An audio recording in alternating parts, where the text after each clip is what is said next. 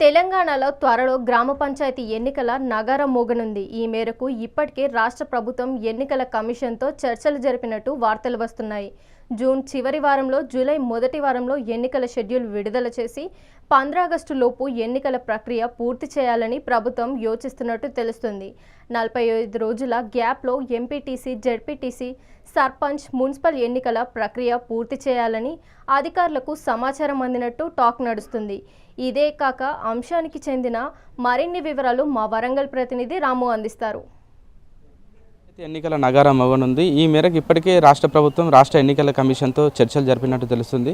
ముందుగా MPTC, ZPTC ఎన్నికలు, దాని తర్వాత సర్పంచ్ ఎలక్షన్స్ నిర్వహించాలని చెప్పి ప్రభుత్వం ఒక నిర్ణయానికి వచ్చినట్టు తెలుస్తుంది.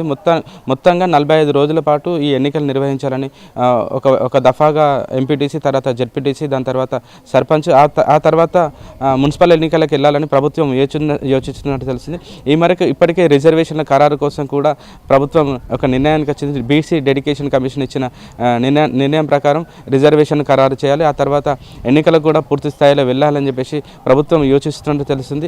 ఈ మేరకు అధికారులు కూడా ఇప్పటికే ఈ రకంగా సిద్ధమైనట్టు తెలుస్తుంది. మొత్తానికి సర్పంచుల పదవీ కాలం పూర్తయి 17 నెలలు గడుస్తున్నా కూడా ఇప్పటికీ గ్రామాల్లో సర్పంచ్ లేకపోవడం వల్ల ప్రజలు కూడా ఒక ఇంత ఇబ్బందులు పడుతున్న తరుణంలో గతంలో 2023లో ఎన్నికల సమయానికి ముందే సర్పంచుల పదవీ కాలం ముగిసినప్పటికీ కూడా కొత్తగా రాష్ట్ర ప్రభుత్వం ఏర్పడడం, ఆ వెంటనే కొన్ని సంక్షేమ పథకాలతో పాటు అభివృద్ధి కార్యక్రమాలు చేపట్టడంలో ప్రభుత్వం పూర్తిగా నిమగ్నమైన తరుణంలో సర్పంచ్ ఎన్నికలకు 17 నెలల టైం అయితే పట్టింది. మొత్తానికి ఉమ్మడి వరంగల్ జిల్లా వ్యాప్తంగా 1650 గ్రామ పంచాయతీలు ఉండగా వాటికి కూడా పూర్తి స్థాయిలో ఎన్నికలు నిర్వహించాలని చెప్పేసి ప్రభుత్వం యోచిస్తున్న తరుణంలో ఇప్పటికే కొంతమంది ఆశావాహులు కూడా మేము సర్పంచ్ ఎన్నికల్లో పోటీ చేయాలని చెప్పేసి సిద్ధమవుతున్నట్టు తెలిసింది. మొత్తానికి కూడా 17 నెలల సుదీర్ఘ విరామం తర్వాత గ్రామ పంచాయతీలకు సర్పంచ్ ఎన్నికలతో పాటు ఎంపీటీసీ, జెడ్పీటీసీ ఎన్నికలు వస్తున్న తరుణంలో కూడా ఒకంత ప్రభుత్వం కూడా ప్రతిష్టాత్మకంగా తీసుకొని ఈ ఎన్నికలలోపే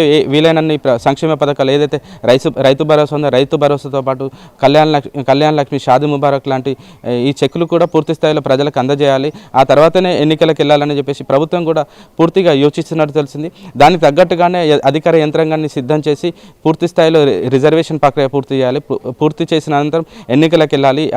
ఆ విధంగా పూర్తి స్థాయిలో కూడా ప్రభుత్వ యంత్రాంగాన్ని సిద్ధం చేస్తున్న తరుణంలో కూడా ఈ గ్రామ పంచాయతీలు ఎన్నికలు వస్తున్నాయని చెప్పేసి వార్తలు వస్తున్నాయి. కానీ ఇప్పటికీ కూడా రాష్ట్ర ప్రభుత్వం కానీ ఎన్నికల కమిషన్ కానీ ఈ మేరకు ఎలాంటి నిర్ధారణ చేయకున్నా కూడా మనకైతే వస్తున్న సమాచారం మేరకు జూన్ చివరి వారంలో కానీ జూలై మొదటి వారంలో కానీ ఎన్నికలకు షెడ్యూల్ వచ్చే అవకాశం ఉంది.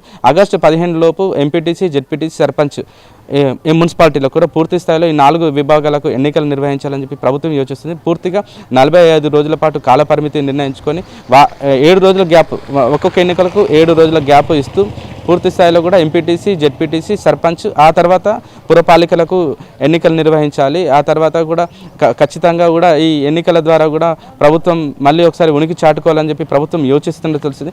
ఈ తరుణంలోనే పెండింగ్లో ఉన్న కొన్ని రైతు భరోసా లాంటి రైతు సంక్షేమం కోసం ఏర్పాటు చేసిన రైతు భరోసాతో పాటు పేదింటి మహిళల పెళ్లిల కోసం ఇచ్చే షాదీ ముబారక్, కళ్యాణ లక్ష్మి లాంటి సంక్షేమ పథకాలు కూడా పూర్తి స్థాయిలో కూడా వాళ్ళకి అందజేయాలి. ఎందుకంటే ఎన్నికలు కూడా వస్తే మళ్ళీ వాటికి సంక్షేమ పథకాలకు అడ్డంకి ఏర్పడుతుంది కాబట్టి పూర్తి స్థాయిలో కూడా ఈ సంక్షేమ పథకాలన్నీ ఏదైతే నిర్ణయించిన గడువు ఉందో జూన్, జూలై ఈ షెడ్యూల్ రాకముందే కూడా ప్రజలందరికీ సంక్షేమ పథకాలు అందించాలి. ఆ తర్వాత ఎట్టి పరిస్థితుల్లో ఎన్నికలకు వెళ్ళాలి. ఎందుకంటే ఇప్పటికే 17 నెలల కాలం పూర్తయింది. సర్పంచ్ లేక పూర్తి స్థాయిలో కూడా అభివృద్ధి గ్రామాల్లో కూడా అభివృద్ధి కుంటిపడని చెప్పేసి చర్చలు వస్తున్న నేపథ్యంలో ఎట్టి పరిస్థితుల్లో ఆగస్టు 15 లోపు సర్పంచ్, ఎంపీటీసీ, జెడ్పీటీసీ, మున్సిపల్ ఎన్నికలు నిర్వహించి ఆ తర్వాత ఆగస్టు 15 వరకు ఖచ్చితంగా కూడా గ్రామ పంచాయతీలో కొత్త పాలకవర్గం ఎవరైతే ఎన్నికవుతారో వారితో ఎట్టి పరిస్థితుల్లో జెండా ఎగరేసే కార్యక్రమం కూడా చేపట్టాలని చెప్పి ప్రభుత్వం కూడా యోచిస్తున్న తరుణంలో చూడాలి. ముందు ఈ ఎన్నికల షెడ్యూల్ మనం అనుకున్న ఏదైతే మనకు వస్తున్న సమాచారం ప్రకారం